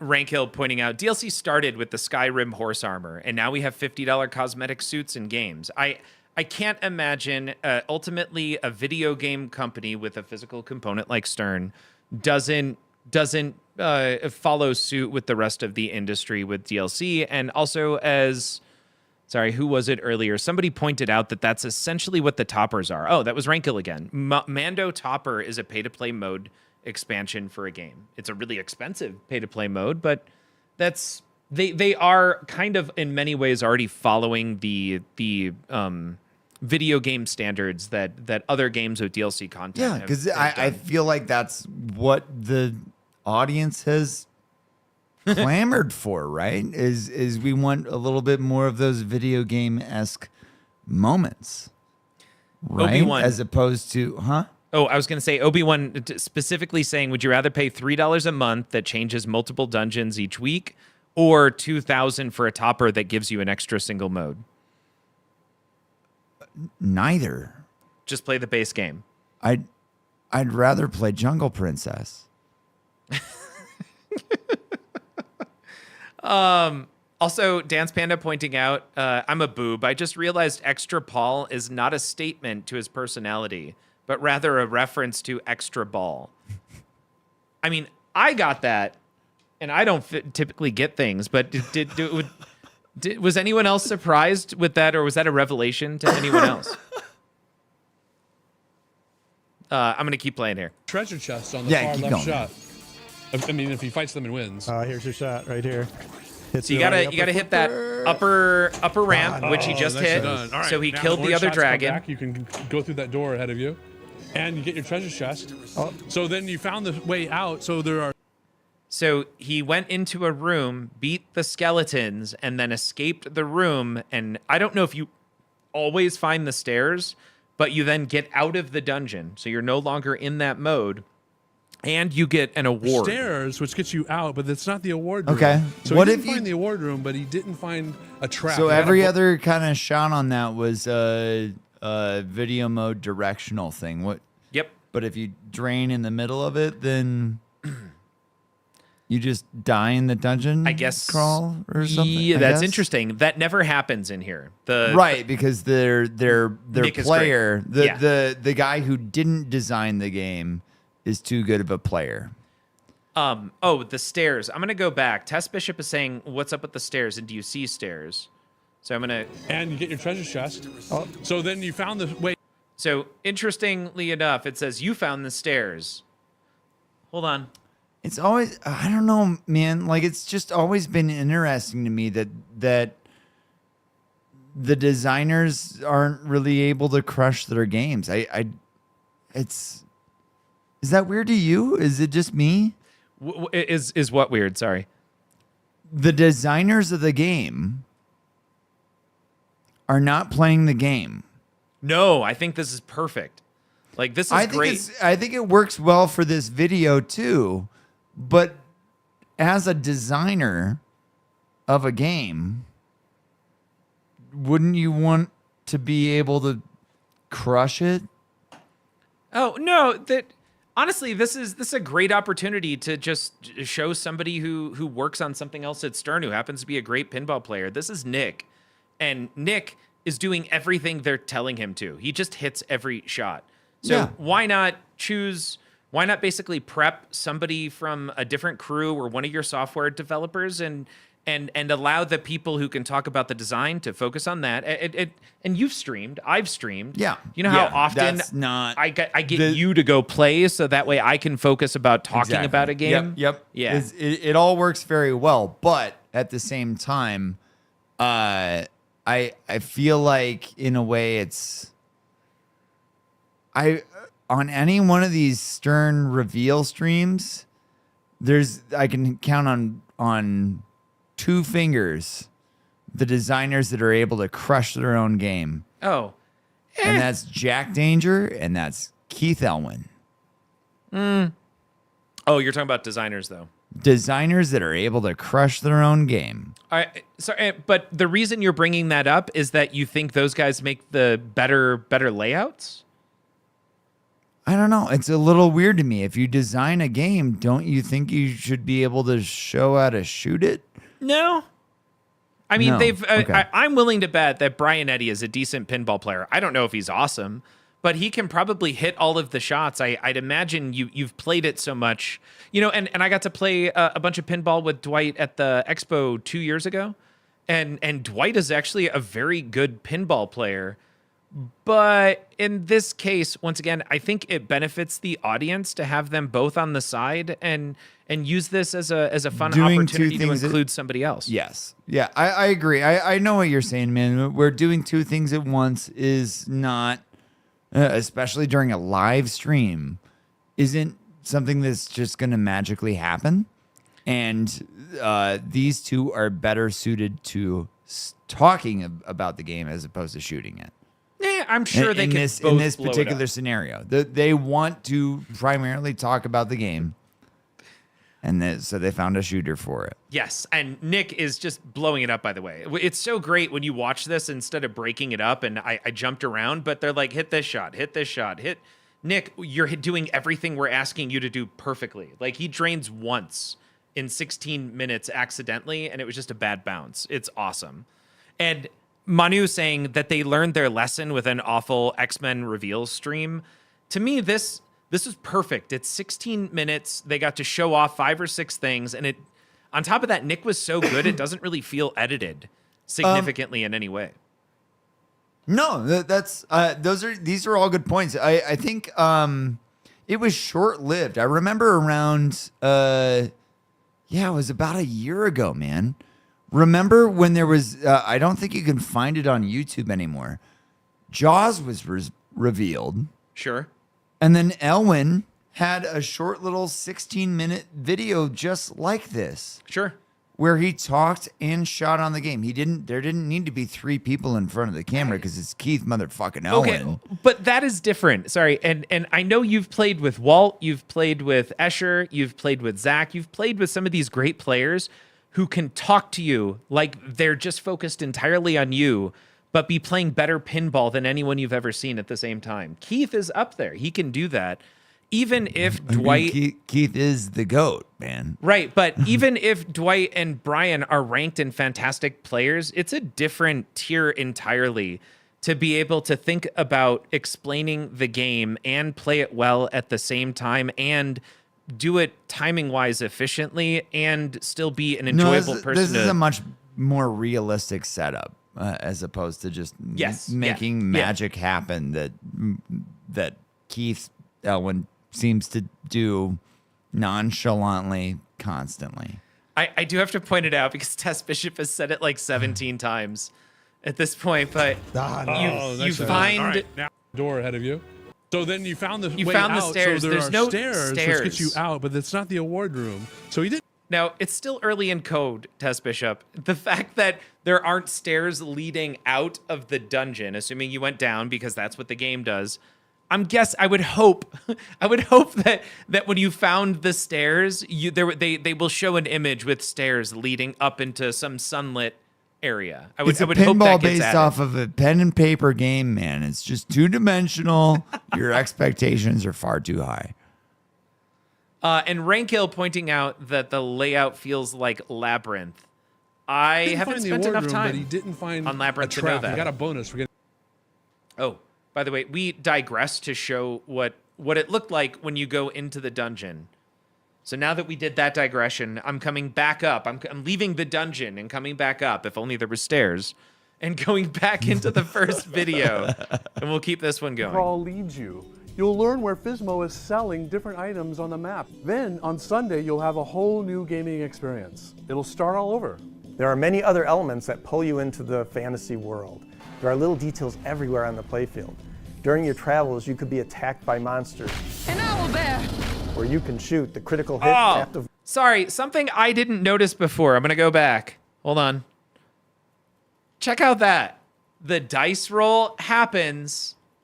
We have a critical failure, by the way. I wonder what happens when you critically fail as a wizard. That should have, if you roll a 1 or a 20, it should be significant. Sorry? The flippers just die. Yeah, you lose the ball if you critically fail. But that's really cool that it throws in a D&D red D20, and somehow that's included in the game based on damage you're doing to the owlbear as you're attacking the owlbear. Also, just how awesome is it that we're pulling monsters right out of the monster manual and just fighting them? Yeah, I think it's great. Where you can shoot the critical hit captive ball. Critical. Or find the hidden temple shot behind the upper flipper for double I always scoring. love behind the flipper shots. On the Pro Edition, players will experience a lot of the same action and flow in the. All right, before we go any further, we're looking at the Pro right now. Paul, what do you think? Pro or Premium LE? Pro. So if at all. I'm in the same boat. To me, this is if I could afford a pinball machine today, I would order this. There's a big part of me that says, if at all, though. Like I say pro quite a bit, but I don't often say if at all. So Comatose is saying premium. Anyone who would say premium or LE, I'm really interested to hear why. And I'm gonna. It's those 8 balls, dude. Yeah, it's those 8 balls, man. You get 8 balls. You get the full dragon going sideways, which to me I think is going to be more irritating than anything. And you also get the dungeon. So the dragon part is going to be a big deal, I'm guessing, says Comatose. Okay, I could, if you really want the dragon moving around, I could see that potentially justifying. But you still get the drop ramp. You get the dragon, which can move up and down. You get the magnets. Still on the you get 6 of gelatinous those 8 cube, balls, dude. and you do get 6 balls instead of 8, but you don't get the rising dungeon. Are you going to the bathroom again? No. Oh, okay. Drink. Got it. I'm like, I still haven't gone to the bathroom the first time. You need a bevy? I'm good for now. Thank you. Pro doesn't. Oh, at all. The Pro doesn't spit the balls like fire. Yep, makes sense. Left and right moving dragon for $2,000. Comatose, yeah, the spitting balls. Sorry, Comatose, I'm just catching up. The omnidirectional hit sensing moist mechanic. Pro, how does it shoot out balls? It doesn't. It'll just launch them, I'm guessing, from the shooter lane. Yeah, Manu, I pulled you back in with that. The 2 balls are just preloaded to the dragon's mouth. So moist. I would trade my Godzilla Pro for a Pro since I've had it for a few years. Right? Yeah. Okay, I said moist and I opened the door there. That is my own fault. Going back into the video. Immersive world of Dungeons and Dragons.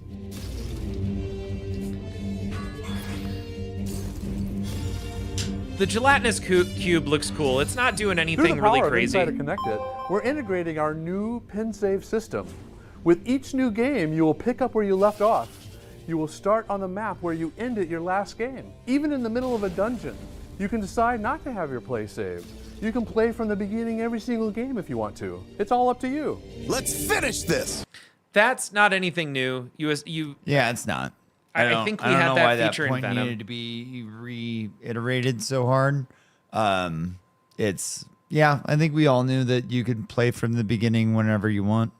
Yeah, and Rankhill saying that the scoop just behind the dungeon is because it even says dungeon on it, is likely to trigger the dungeon because it will hold onto the ball. On top of that, it goes below the play field. Makes a lot of sense. That makes so much sense. Davey, the guy who did all of the cool mods from Godzilla and Jaws, like the awesome mods, Stumbler. Yeah, I think the mod community is going to have a field day on this. Oh, it's going to be awesome, and I'm pointing it out right now. I want Davey from Stumbler to build something cool here with the Dragon, Dungeon, Gelatinous Cube, Tiny's Dice Game, complete all 3 for the Tavern Brawl. This needs to be some cool tavern sign that lights up. I don't know about anybody else, but I'm more excited to see about like what toys the mod community is going to do compared to the actual manufacturer. And I'm not talking just about Stern. I'm talking about any manufacturer. Do you think we're going to get an omnidirectional dragon, a moist dragon head from the mod community? I want Stumbler to release the Rockwell Retro encabulator for the gelatinous cube. The Rockwell Retro Gelatinous Cube Incubator. Hold on. There is a Mimic over on the left side. That should be something with like a moving cool tongue. There it is. Yeah. Honestly, for me, if we're gonna go for creatures, obviously a dragon is a given for Dungeons and Dragons, right? Right, which we already have built into the game. A Mimic speaks Dungeons and Dragons to me way more than a gelatinous cube does. What does? A Mimic. Oh, a Mimic, yeah.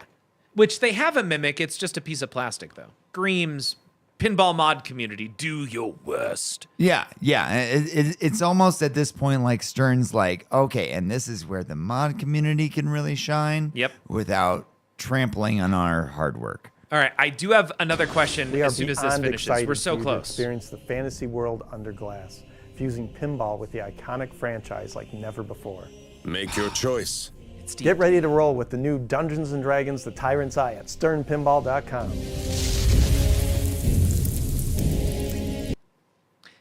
It looks awesome. What do you think, Paul and chat, what do y'all think the topper is going to be? A dragon. I would hope not another dragon, because the dragon is the focus of the game. It's going to be a dragon, dude. Rainkill, a flat piece of plastic for $3,000 that lights up.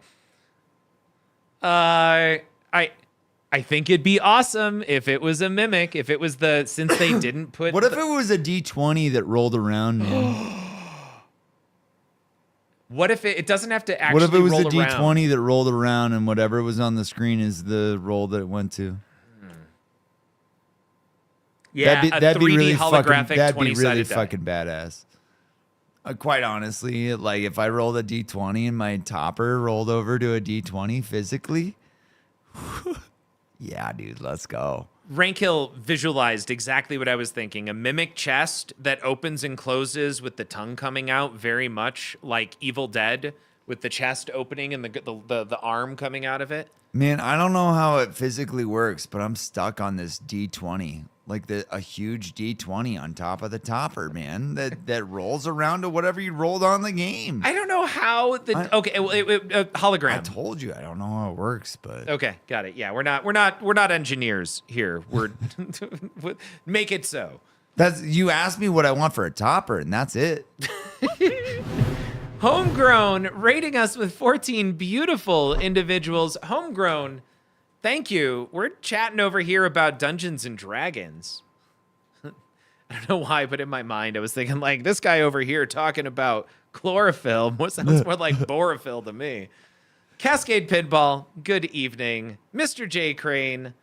Man, there was something else. They stole that from Foo Fighters. There was Manu saying, I hope the translate says Dungeons and Dragons, and then the topper also says Dungeons and Dragons. So you know for certain what you're playing is a Dungeons and Dragons pinball machine. Okay, we finished that video. We went in and looked at the dungeon from the live gameplay. Next up, the last thing I want to talk about here, it's already after midnight. Let's talk about this artwork. Because I'm impressed, I think, despite the fact that it's not any of my favorite artists. I think it still looks pretty decent. Also, hey, Homegrown, thank you. My hat's off to you. We appreciate you bringing all of your beautiful friends over here. And beautiful friends, thanks for joining us. I think it's a really good marriage. Marriage.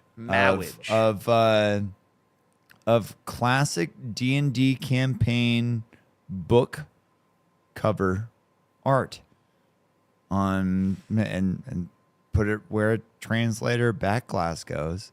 Okay. And it just works, man. It very clearly works. It's iconic. That for me, that is my personal art style that I gravitate towards, is summed up in one word: iconic. It is iconic. There's a beholder right there. Like I'm sold. They put a beholder on there. It's awesome. Also, once again, if you don't look at the bottom half of the playfield, this is gorgeous. And then it was somebody earlier who said, we're just going to rate artwork based on this portion of the pinball machine. It's the bottom posts of the slings down. So it's just this. This part is less than stellar, but the cool thing is that we get to choose where we're going.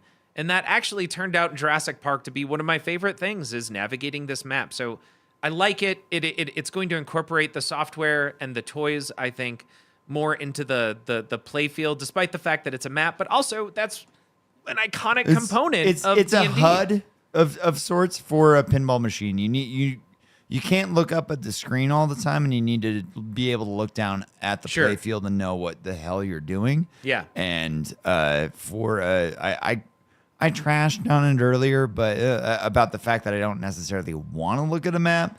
But I get why I need to look at a map on a Dungeons and Dragons machine. Hold on. I'm going to go here. So this is the Pro, and the Pro has... No, it's the Pro and the Premium. Sorry. So the Pro has artwork, the same artwork on both sides. I'm going to go to the Premium now.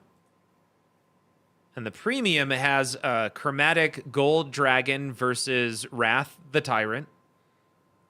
Okay. Owl was just there. Owl, was that today or was that yesterday? But you were there and you shot it. Also, welcome.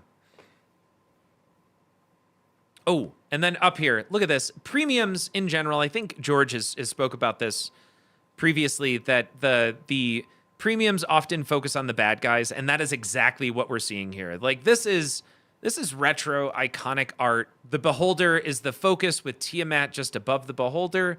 This is awesome. And it was today, says Al. CNK says it shoots well. Al says it shoots well. CNK says that Al approves. Bye. Trying to see what else we have on the front over here. This is from the Underdark. It's the little brain creature. Yep, I know. It looks familiar. Can't think of the name of it either. Yeah, I can't think of the name of it either. The other cool thing is we're seeing Tiamat, and also if you've seen Second Level on Amazon, I think it's called Second Level. It's an animated series, kind of like Sex, Love, and Robots. Okay, where an anthology of sorts. Is yeah, that what but you're it getting focuses at? on different board games and video games, and the very first episode is the release of Tiamat from Dungeons and Dragons.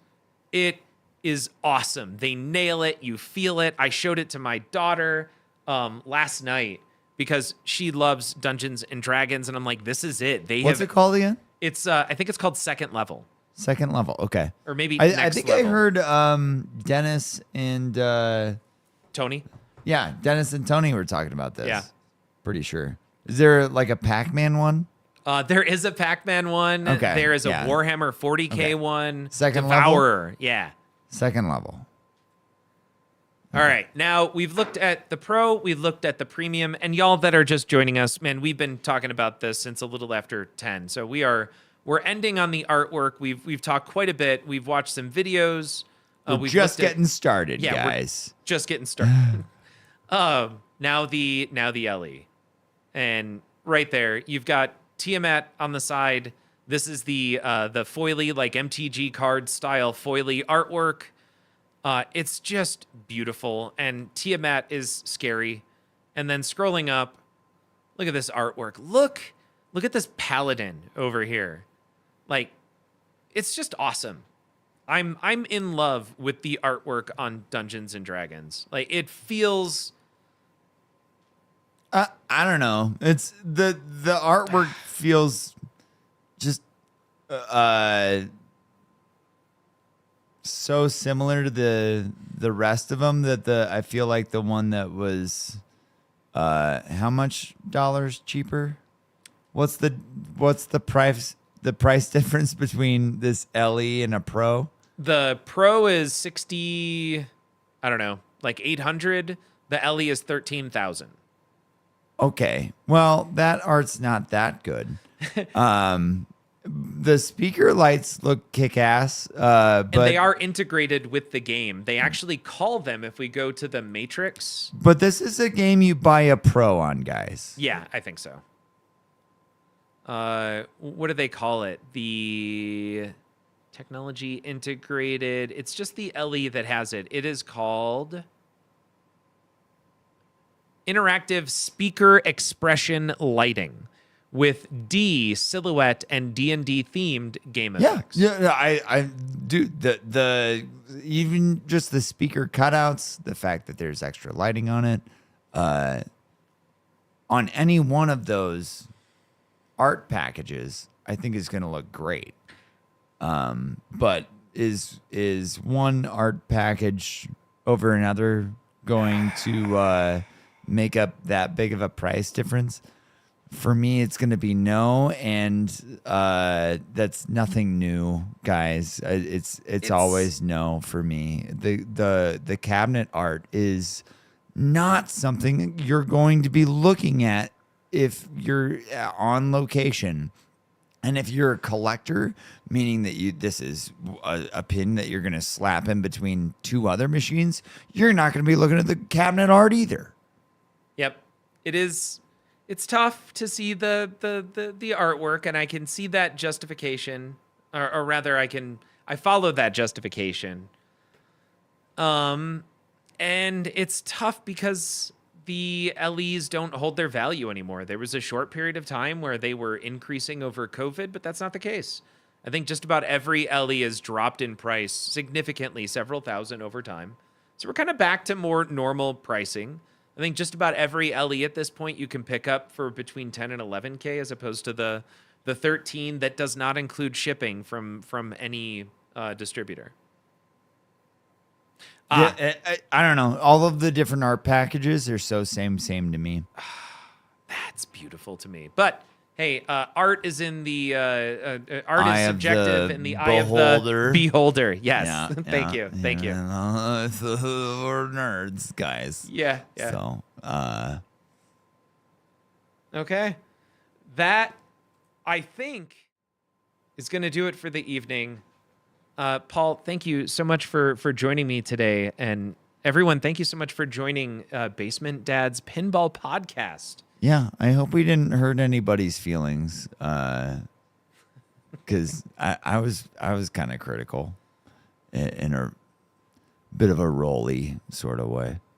I feel like we balanced each other pretty well there. You were critical at points. I was critical at points. You defended. I George, defended. I brought over 2 different D20s. Do we want to have a battle as far as the salty or the wait, what is it? The sugar and the vinegar. What is it on the wait? You don't like to watch Always Sunny in Philadelphia. I have tried so many times and I struggle. Like I feel it in my bones when there's something cringe happens.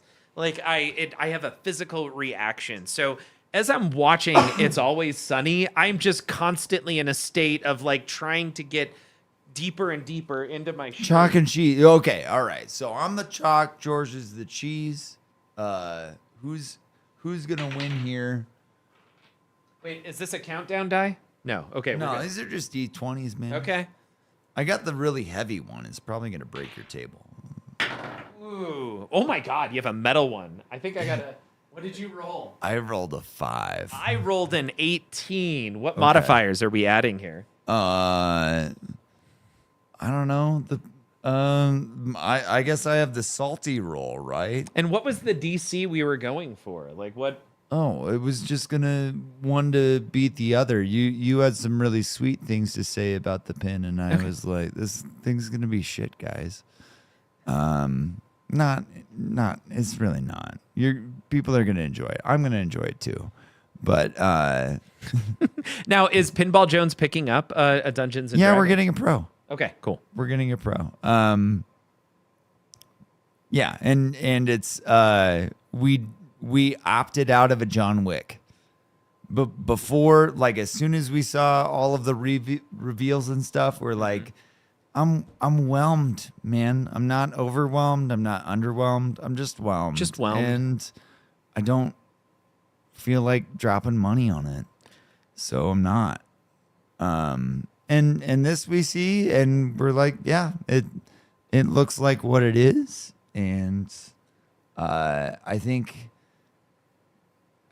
from this team, from Dwight Sullivan and Brian Eddy, there have been some misses that have grown over the years into a little bit more of a hit, like Stranger Things, out of the gates, out of the box. That wasn't Dwight on software, but Stranger Things. I think Stranger Things was Dwight, wasn't it? No, it's Oh, I think you're right. I can now. never remember Now that I the think about it, I programmer's think you're name. right. We've been attributing Dwight to Lonnie. Thank you, Frisco.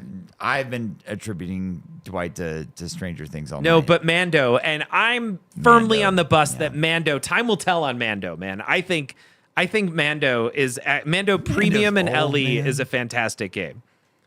Mando's old at this point. Sure. It's not that much older than Deadpool, and Deadpool's kind of old.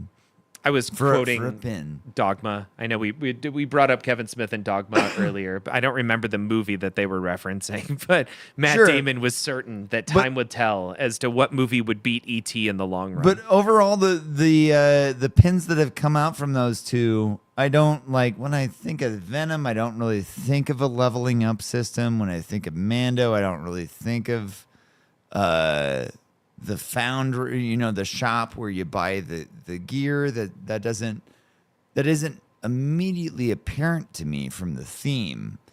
But with Dungeons and Dragons, it is. It's a major part It of the theme. 100% is. And so from this team, they've been wanting to make this game the whole time. That's how I see it. So if you like Mando, if you like Venom, if you like this style of either one of either the designer or the Dwight, then it's for you. In more ways than it kind of ever has been before. But for me, it not always is. I'm not usually a big fan of these huge multipliers and these games that you can't beat unless you're logging in all the time. Cascade wants a baseline. Is X-Men a hit or a miss for you? I don't really play that often. There's a few games that have come out recently Like normally when games come out, You played the hell out of I Venom. play the shit out of them. Yeah. There's been a few games that have come out that I don't touch. And X-Men is one of those games. So's Jaws. So are you saying that X-Men is a miss? I'm saying I don't touch it. It doesn't keep me coming back. Okay, got it. That's it. Okay. And Jaws, y'all have a premium at Pinball Jones, but Jaws doesn't keep you coming back either. Nope. If I could make a suggestion, here's a digression. It would be to set that game up way harder. That is the easiest Jaws I've ever played. Like, Dude, you can easily put up a 30-minute ball. You have no idea how many different ways I've tried to set up that machine because we have a premium and our upper playfield is Impossible to get to. Inaccessible. Yeah. So I've set that game up every friggin' which way, man. Uh-huh. Whether it's easy or hard, it honestly doesn't fucking matter. It doesn't matter. It doesn't matter if you pitch it to the ceiling. It doesn't matter if you make it as flat as the floor because there's an upper flipper they can trap the ball on. There's so many different ways to trap the ball, man. The game sucks. I'm sorry. I'm sorry, MJ. MJ Smith, we're really good friends. You really like Jaws. I know you really like Jaws, and that game fucking sucks. It fucking sucks, dude. Okay. Heavy on the swear words. Yeah. Listen, MJ, you don't like Goonies. I don't like Jaws. Tell us what you really think. The game fucking sucks, man. It's not fun. We typically end this on a pun. Did you? Oh, on a high note. Did you prep a pun? Because if not, I've pulled up a website. All right. Yeah, pull it up, dude. I got it. So, Paul, why don't dragons eat paladins? Probably religious reasons. Because they taste lawful. I guess that's You guys, thank you again so much. That was a lot of fun. We're going to go find someone to send all this raid love off to. And I won't be back on this Thursday, but I will be back on this weekend. We're going to start throwing down on Godzilla because I just got all these games in here. We just rented all these games, Paul, but I got to the end of code on X-Men and we beat Metallica, so now I've got to go through and beat Godzilla.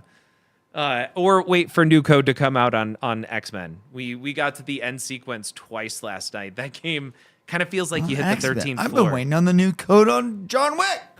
True. Yeah. I haven't because we don't have one. I don't play it. Yeah. You guys have a great night. Thank you again.